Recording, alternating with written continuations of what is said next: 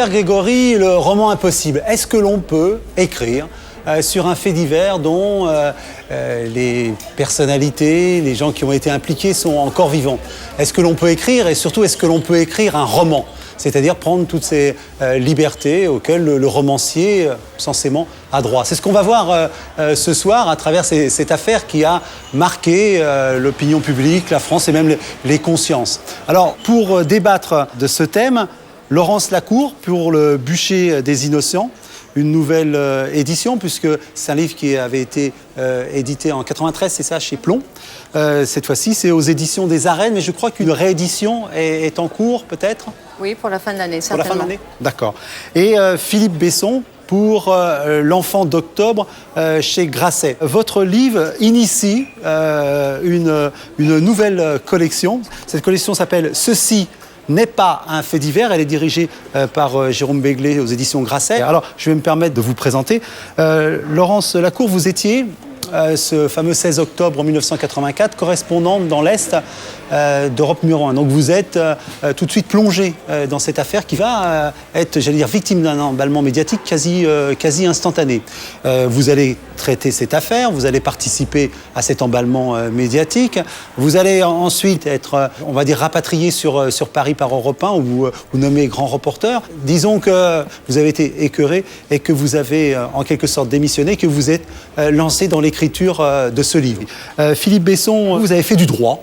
Et vous l'enseignez d'ailleurs. Et c'est à se demander si c'est pas cette formation juridique qui vous a un peu entraîné ou donné l'envie d'écrire sur l'affaire Grégory, qui est aussi un fiasco judiciaire. Ah oui.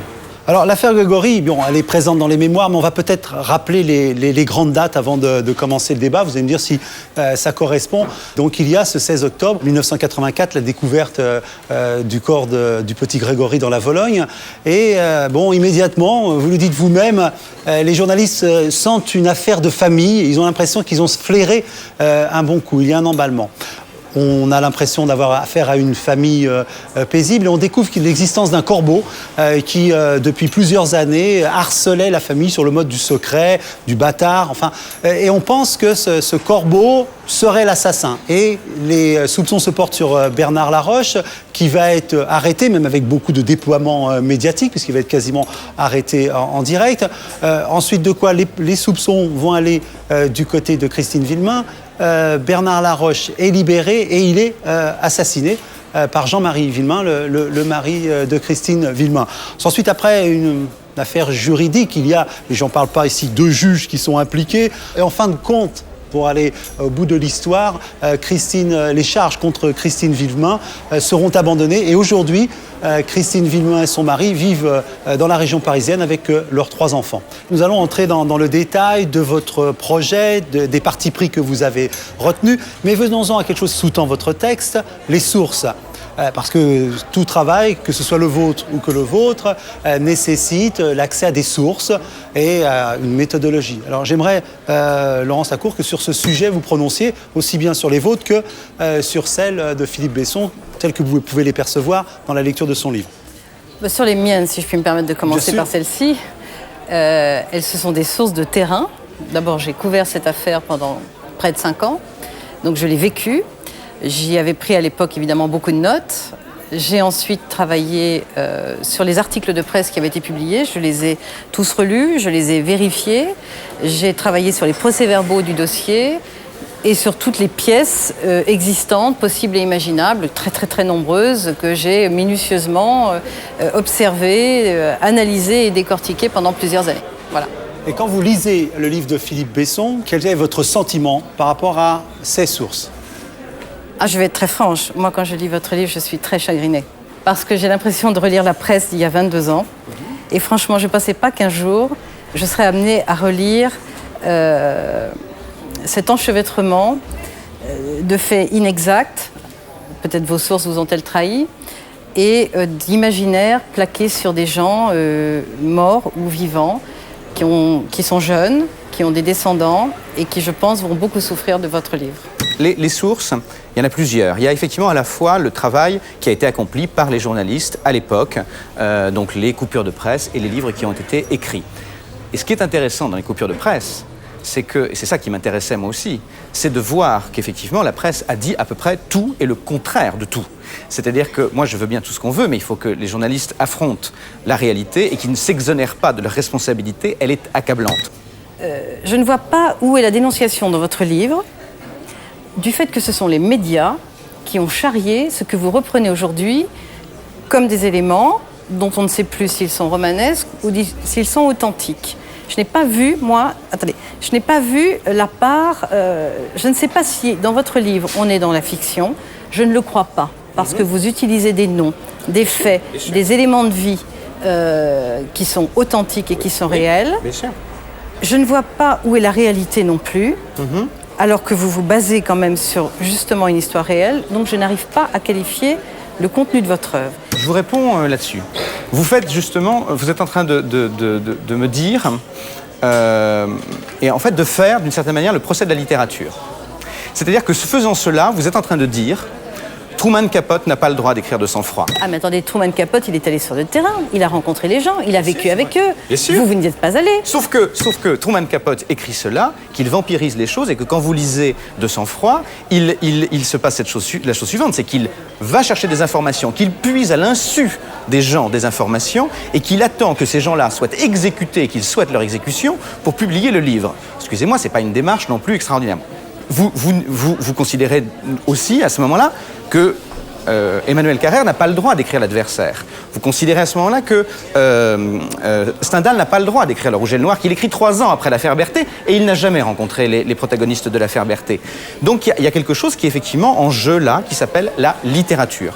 Vous prêtez aux 2 suspects successifs, qui sont d'un côté Bernard Laroche, de l'autre Christine Villemin, vous imaginez, comme effectivement même la presse n'a pas osé le faire, les scènes de l'assassinat, vous les reconstituez dans leurs mains, dans leurs propos, dans leur... Vous parlez de la scène de la baignoire ?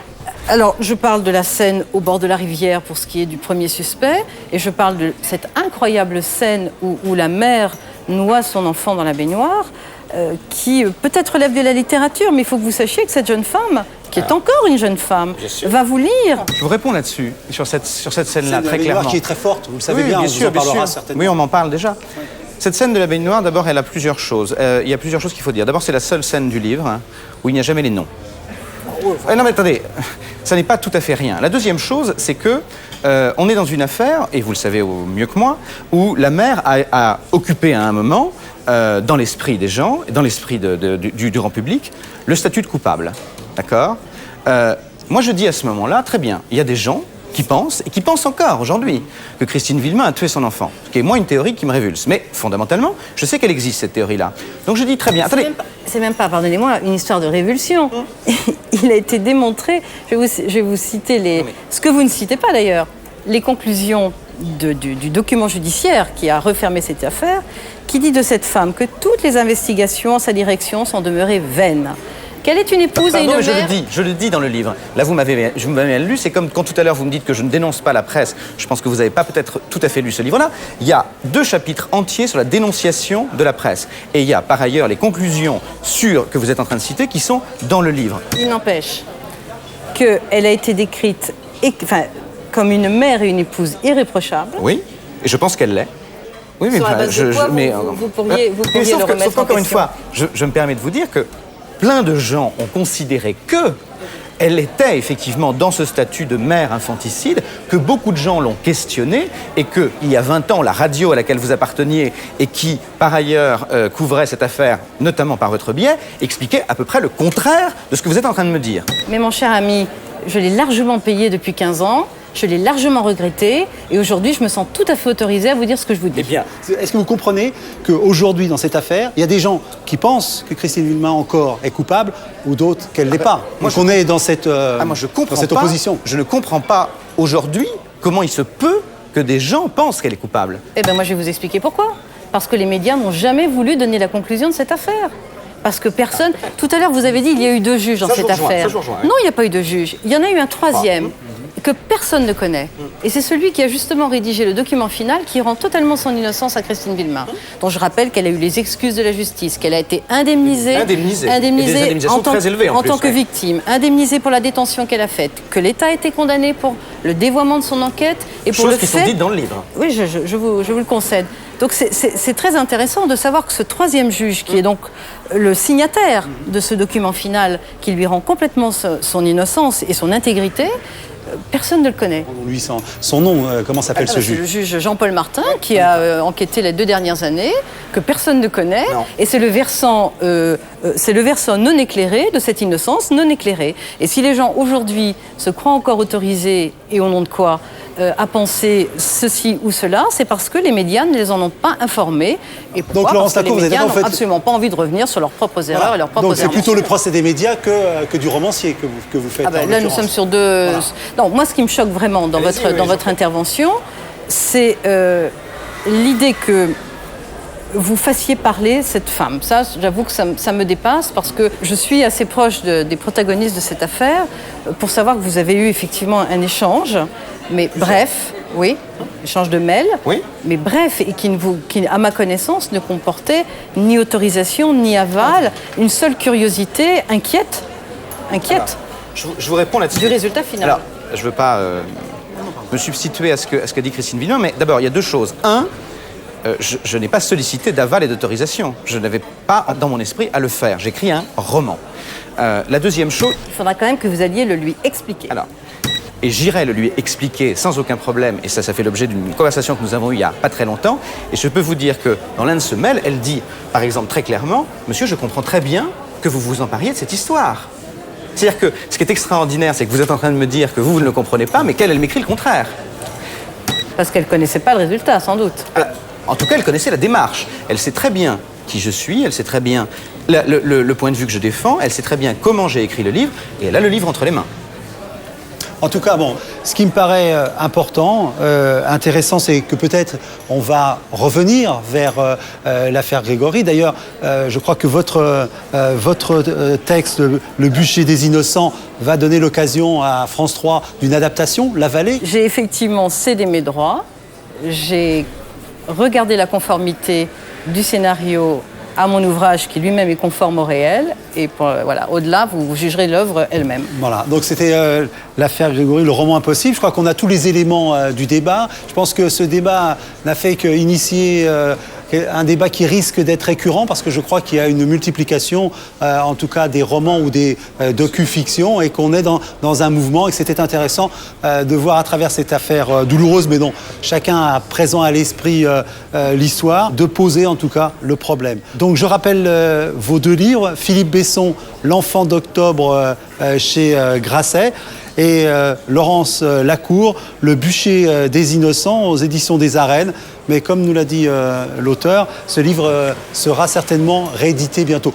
Comme le veut la tradition, je vous demanderai de vous serrer la main, s'il vous plaît, au terme de ce débat. Merci beaucoup, en tout cas. Merci je pense qu'on en sait déjà beaucoup plus maintenant. Merci. Merci.